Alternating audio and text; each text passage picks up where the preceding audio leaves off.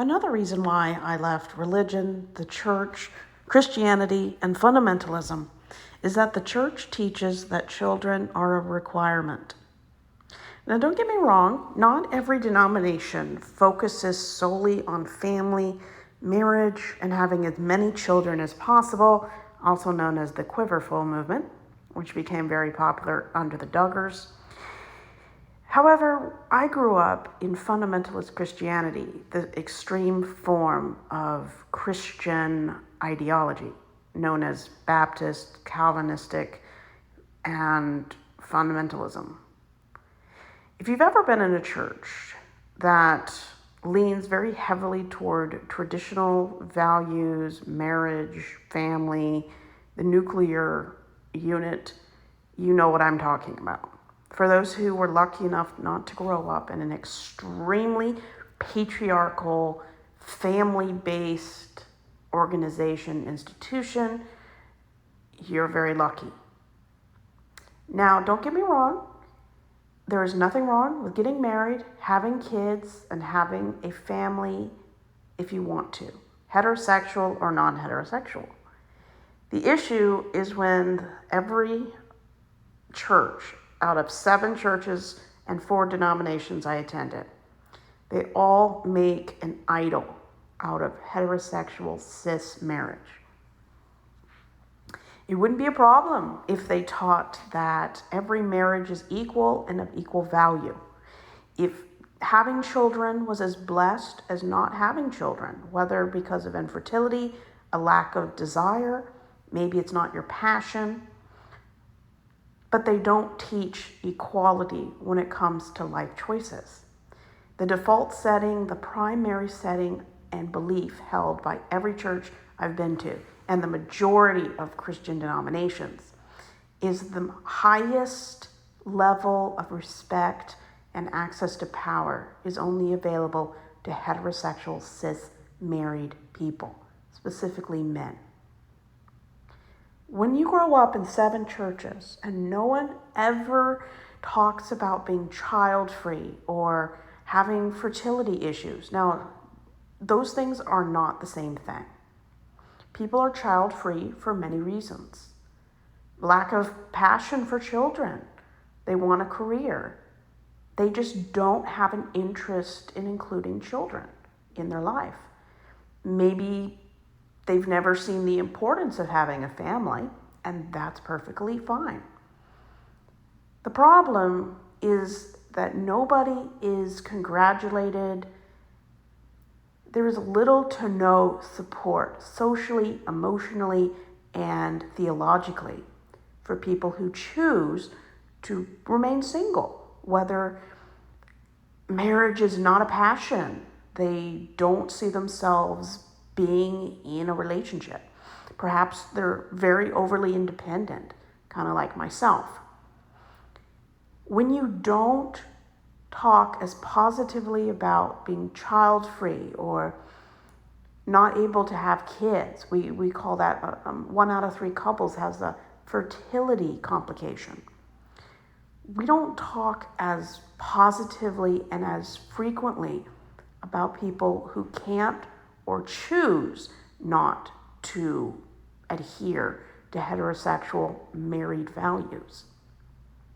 So imagine growing up, you never hear about child-free people, and the only time in the Bible where it mentions somebody without kids is due to a social, religious, or personal punishment. You look at the women in the Bible who did not have children. They were called all kinds of derogatory words. People like Sarah. And I forget the person's name, but Jesus' cousin, John, his mother, was very old without children, and she had a social stigma. Hannah in the Bible, there was a stigma of not having children. This has leached into secular and religious doctrine, behavior, and instruction. Women, even to this day, if you Google and on YouTube, do a simple search, what Baptists teach about women, the first thing that pops up is either submission, marriage, or being a mother.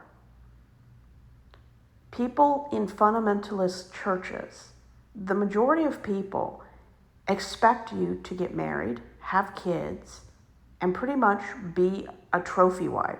We call it being a trad wife, but still. There is little to no instruction about how to navigate decisions regarding marriage and just having no children. How many times, if a man says he doesn't want kids, he's immediately, well, that's good for you. If a woman says the same thing, she's infantilized. She's told, you'll change your mind, you don't know what you want, being a mother is just what you were designed for. Women will never get the respect they deserve for making the same choices as men, for the same reasons as men, in the same way as men, unless we see women as more than just mothers.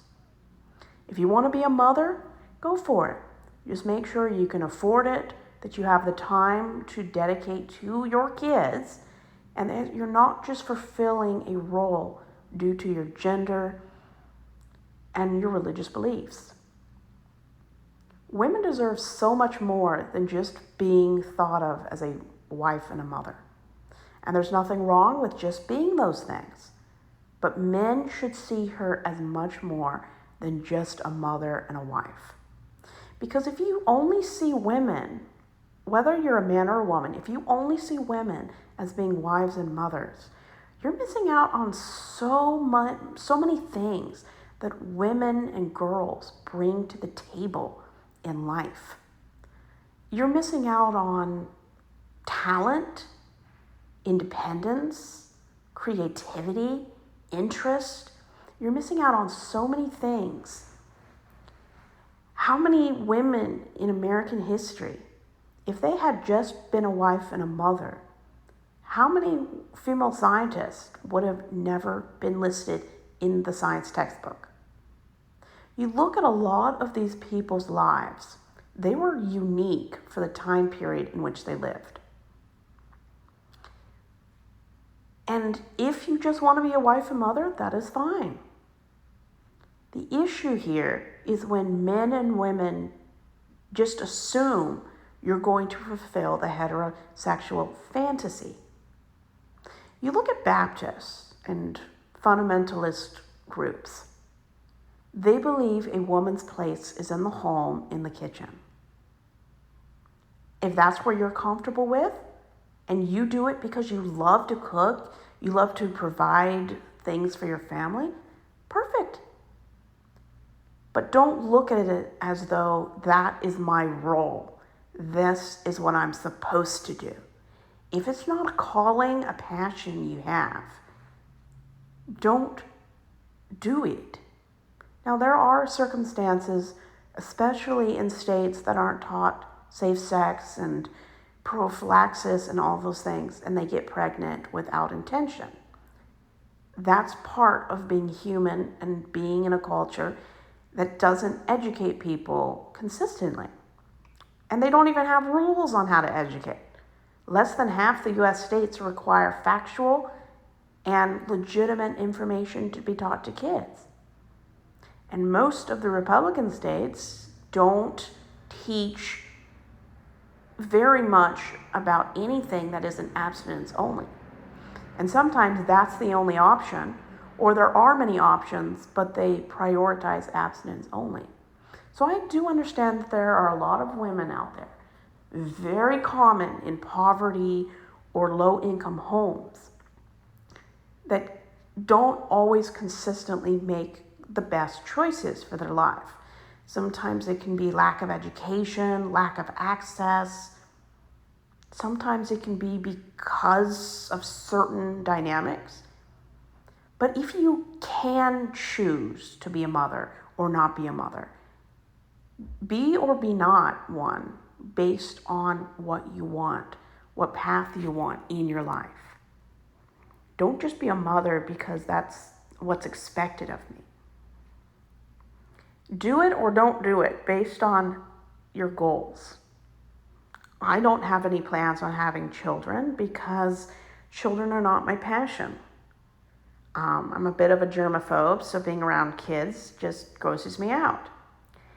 And I have nieces and nephews. I have 8 of them. I mean, I don't have a problem being around kids. I just don't want to take them home. I like giving them back at the end of the babysit period or visits. It's just not my passion. The problem is growing up in an environment that villainizes and demonizes women for choosing anything but the Proverbs 31 woman. And if you don't know what that is, YouTube and Google will help you out. It's basically a passage in the Bible, in the Old Testament, that describes women who are conservative, and they were usually Jewish traditional women. The problem is when Christians read Proverbs 31, they miss the most important parts of the verses. It doesn't describe a woman who's in the kitchen at home doing domestic labor. The woman described is a businesswoman who sells things outside the home, has her own business,